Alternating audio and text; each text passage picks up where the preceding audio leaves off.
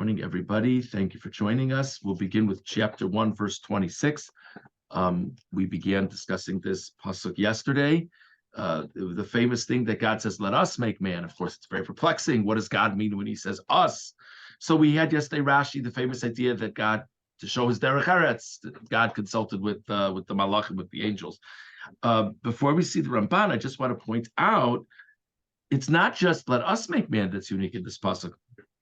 The fact that it says God said, let us make man, is also very interesting. If you look, just for example, if you glance at the previous verse, so it doesn't say God said, let me make, God said, let me make this. It just says God did it.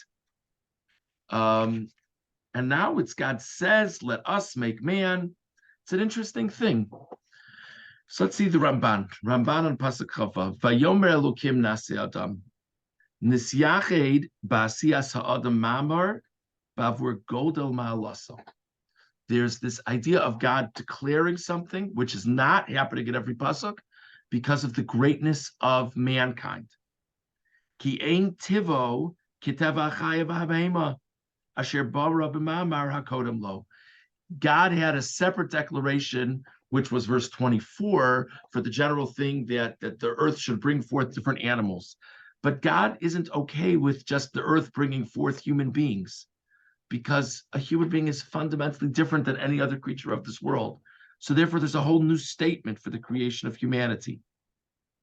So that's the first interesting thing according to the Ramban. So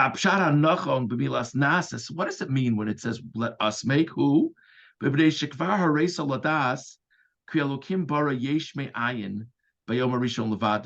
is a very famous idea that the Ramban says. We did not see the Ramban say it explicitly earlier in the Parsha, but the Ramban says that on the first day, God created all the matter that would be used for the rest of the creation of the world.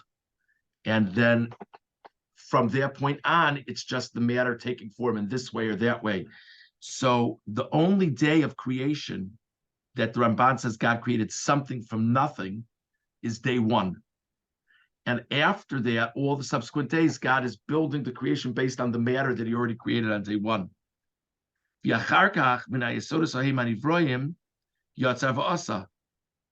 So after God created the matter on day one, then he created things from them.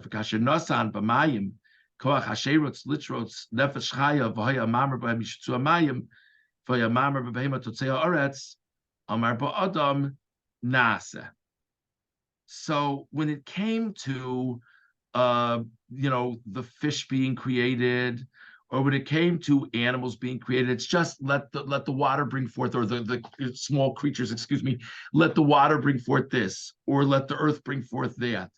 But when it comes to humanity, God says, let us make it. I don't want to be that just the earth just brings forth. Man is different. Klomar, aniva aretz hadis keres nase adam. Unlike the creation of other life forms, where it's just the water, it comes from the water, from the matter in the water, it comes from the matter in the earth.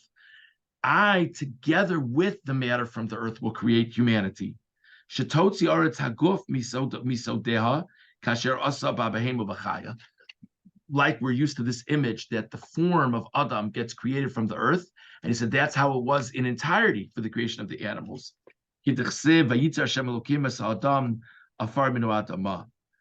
That, like it says in the pasuk, that God created Adam, dust from the earth. But it's not alone that the body of man is created from the earth. Then God imbues man with a spirit. That God breathed a soul into man. So that's what it means, let us. It's not that he's consulting with the angels. It's not that there's another deity. It's that I'm going to combine with the earth in the creation of man, whereas the other forms were created from the earth exclusively, from the water exclusively. Well, I think we can go on at this point, but it's a very interesting Ramban to think about. Okay, let's now go on to chapter 2, verse 3.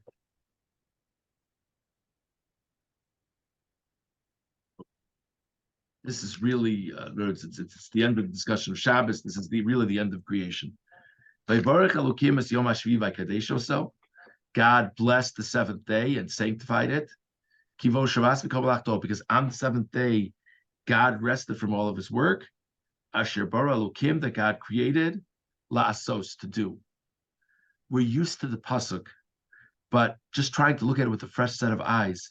What in the world is the word la'asos doing in this pasuk? It should be that on that day, on the seventh day, God rested from his work, which he created. Asher bara Elokim. Stop. That God created to do. To do what? It's just this, like it's sort of feels like an awkward ending to the pasuk. So let's see the second Ramban on pasuk Gimel. Asher bara Elokim la'asos malacha shahisa ru'uya la'asos b'Shabbos kafal va'asa bashishi. So first of all, he brings down Rashi. Rashi says that what's meant by to do is the work that would have normally been done on Shabbos, he did on Friday. So God rested on Shabbos from all of the work which God did in creating the world to do, meaning to do, he made sure to do what would be necessary for Shabbos. He made sure to do it on Friday. That's how Rashi explains it. Havo Reb Avram, Amar Kipshuto, Kimelachto Asher bara Elokim la'asos, Hasharshim b'chol aminim, shenasan be'em koach la'asos kimosan. The Ibn Ezra says a very interesting pshat. The Ibn Ezra says God didn't just create the world as a one-off. God created the world that the world could run through the laws of nature moving forward.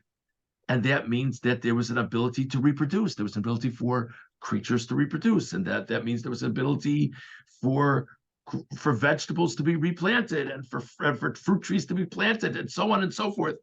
So that God created not as an isolated thing, but God created that these creations should in turn do. That's the Ibn Ezra's pshat. The linear perusho, I think the pshat is, said the Ramban, Sheshavas and Kol Malachto Asher bara yesh me'ayin. The word bara, the Ramban says this, and if I remember correctly, the Ramban says this in different places in this parasha, that bara, to create, connotes God creating something from nothing. In other words, this actually is building on the idea we saw in the previous Ramban, that God creates something from nothing. That's bara. So at the very beginning, bara Elokim, there was nothing and God created. But the normal verb that we're seeing in these psukim is he did, he created, vayitzer, not bara. Lasos mimenu kol hamasim haniskarim b'sheshes hayom. So the Ramban says, based on that, God started off creating something from nothing. And then lasos, that something should now be able to in turn create everything else. Okay. V'hine Omar kishavas mibria umimasa. So now God, the pasuk says that on Shabbos, God rested from both.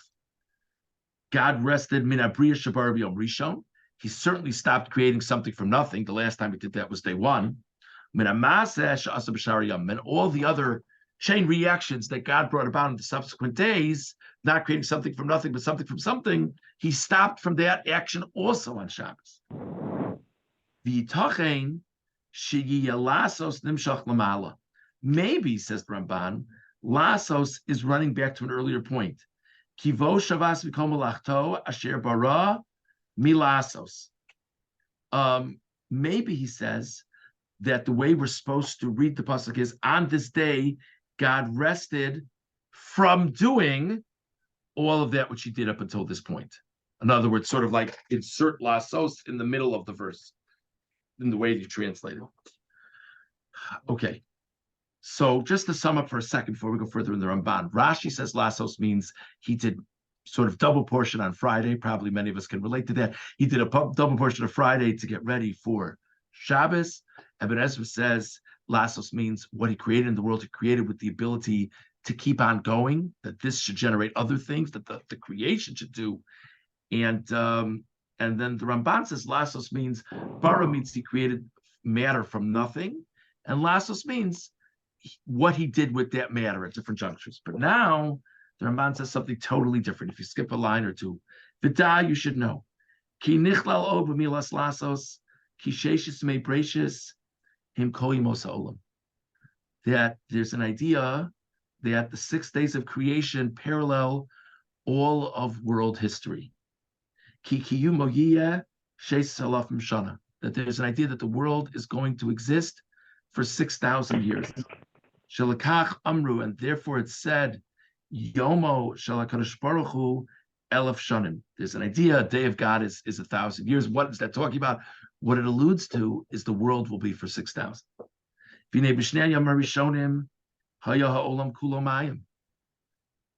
the first 2 days, the world was all water. There wasn't even land. There was really nothing substantive on the earth. The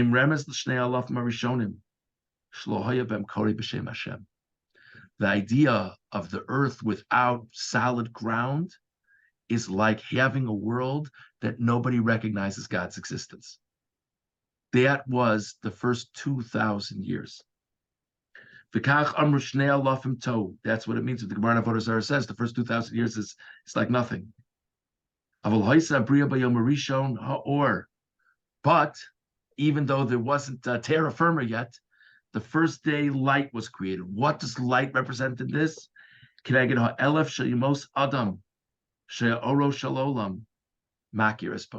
There was a great light on the first day in that first 1,000 years. That's the creation of Adam, who was this tremendous example of what a human being is supposed to be in this world. And of course, Adam had a recognition of God. Enosh was known as the one who started Avodah Zarah, idol worship. He says maybe Enosh didn't do Avodah Zarah until Adam had died already.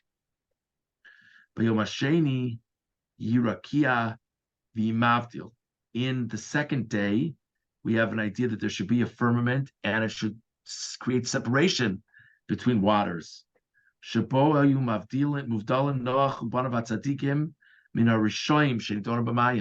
In the second 1,000 years, there was great separation because Noach and his family were distinguished from the other people who were judged to be died. On the third day was dry land, and there was land, and it sprouted, and fruit came forth. That's the 3,000th year. Avram was 48 years old when the third 1,000 years of world history began. Avram went and called out in the name of God. He moved many people to understand God. Okay, so the Allah Indian, and this kept on moving forward. Ultimately, the descendants of Avraham Avinu accept the Torah at Har Sinai.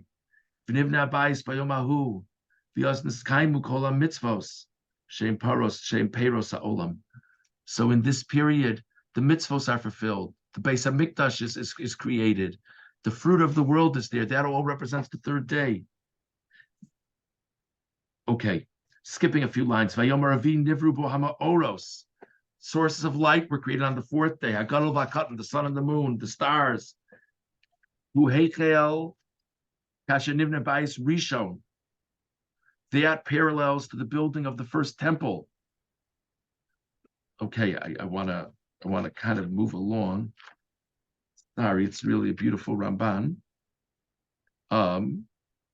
Sorry.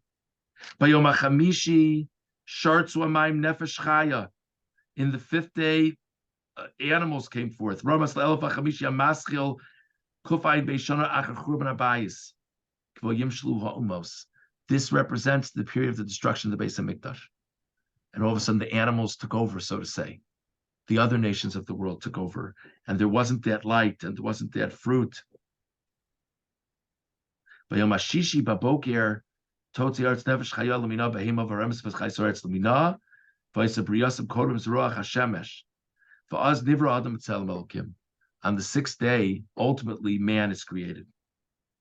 And that is the time that God truly governs over the world. Fuelef Hashishi, the 6,000th year, which we're in, by the way. The beasts rule over at the beginning of this period. These refer to the governments, the monarchies that don't recognize God. But then ultimately, Klal Yisrael takes our place in the world, and there's clarity in the world. And then the seventh day, we have an idea when the ultimate end of days, that's Yom Shekulo Shabbos, day that's all Shabbos, that parallel. So it's a very famous Ramban. I didn't do it justice.